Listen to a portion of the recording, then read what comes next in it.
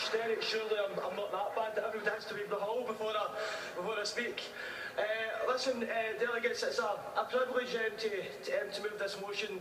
I was asked by Joe Docherty of the Greater Pollock and Creighton branch, and the reason that I'm proud to this motion is because ever since I've been involved in politics, I have been a champion of young people's rights. I started off in the Scottish Youth Parliament back in 2009, and I do so now as a City Councillor.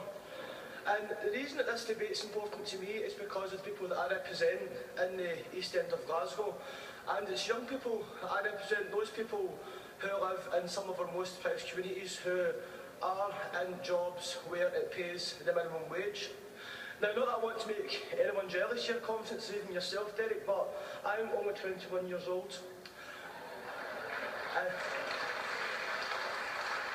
Which meant that this year, when I turned 21 in January, I was able to go from earning £4.98 as a minimum wage to £6.31, but now it's up to a whopping £6.50. I don't think that's acceptable. I believe that the minimum wage should be the living wage, and that is why we need to make sure that we can bring the powers to the Scottish Parliament. Because when you hear what Labour have planned, when they say they want a minimum wage of £8 by 2020, that's not good enough for me, conference. I'm more ambitious for that. I believe that if people work hard, they deserve a fair pay. Come 2020, the minimum wage will be around about £8 an hour anyway if we follow the current trend. So really, they're trying to con people. But I'll tell you what though, conference, Labour will con people no more, because when they go up and they say that they're going to end zero-hour contracts, when we challenge them on Glasgow City Council, they don't end zero-hour contracts in the council. The Labour hypocrisy will be pointed out time after time during this election campaign, because we need to make sure that we can send SNP MPs to Westminster so that we can carry the hopes and aspirations of the Scottish people.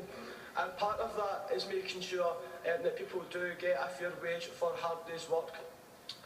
In terms of the minimum wage itself, it's pretty clear that Westminster aren't serious about giving people the living wage. It's clear that we need the powers here in Scotland, and people in Scotland demonstrated that they want those powers, because when we were given the vow, we were told that we would get the powers nearest to the federalist state as possible, and that would include control over our minimum wage. Conference, let's go out and campaign, let's return as many SNP MPs to Westminster, and a wee message for Jackie Bailey, I hope that we're personally saying cheerio to Margaret Curran in the East End. Thanks very much.